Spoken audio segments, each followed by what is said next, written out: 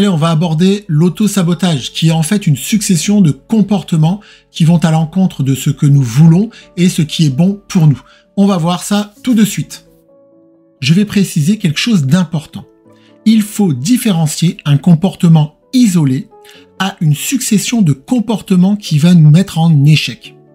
En effet, ce n'est pas un écart ou parce que nous craquons sur du chocolat un soir que nous nous auto-sabotons. Et ça, c'est très important d'en avoir conscience, car justement, ça pourra nous conduire à nous auto-saboter pour du bon si nous pensons qu'un écart signifie échec. Je t'en reparlerai juste après. Mais avant, pourquoi fait-on cela? Pourquoi faire le contraire de ce qui va nous faire du bien? Pourquoi on va anéantir tous nos efforts passés? En fait, l'auto-sabotage est un mode de protection pour nous éviter la sensation négative de l'échec, notamment la baisse d'estime de soi. En effet, à chaque fois que nous échouons, dans nos tentatives de perte de poids ou quand on perd et on reprend les fameux yo-yo, alors on inscrit cela dans notre cerveau comme une expérience négative et même parfois une expérience douloureuse. Et bien pour se protéger, on va toujours laisser des portes entr'ouvertes pour prendre la fuite, pour arrêter notre programme alimentaire si nous sentons que nous pouvons basculer dans l'échec. Je vais te donner 3 mécanismes, ou plutôt des portes que nous laissons ouvertes par notre cerveau pour l'auto-sabotage. Porte entrouverte numéro 1, et c'est la plus courante. Croire qu'on va suivre à la perfection, croire que notre réussite passe par une alimentation parfaite. Qu'un écart remet tout en question, c'est ce que je te disais au début, ne pas confondre un acte isolé et des comportements trop répétitifs. Si tu manges une pizza de temps en temps, ce n'est pas un auto-sabotage. Si c'est plusieurs fois par semaine, alors oui, il ne faut pas oublier qu'une perte de poids, c'est une recomposition corporelle, c'est-à-dire qu'on fait fonctionner mieux notre métabolisme pour une perte de graisse et maintenir sa masse musculaire. Donc ce ne sont pas quelques repas extra ou écarts qui vont tout changer. Et ça, c'est important de bien le comprendre.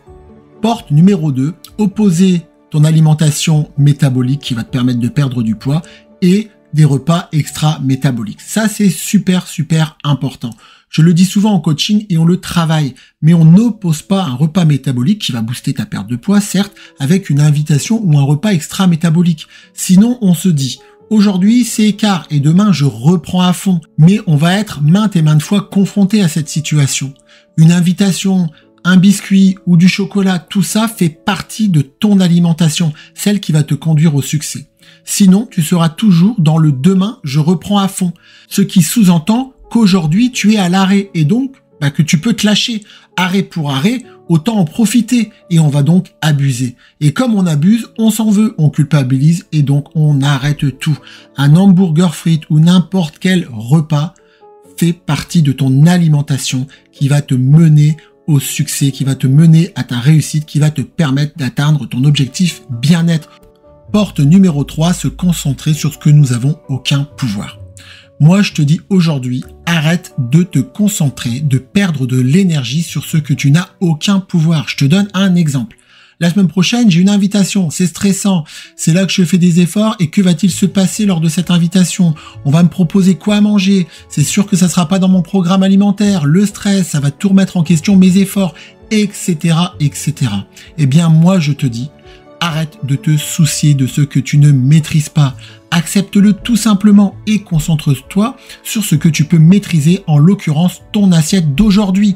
Il y en a d'autres de portes, mais celles-ci sont les plus courantes.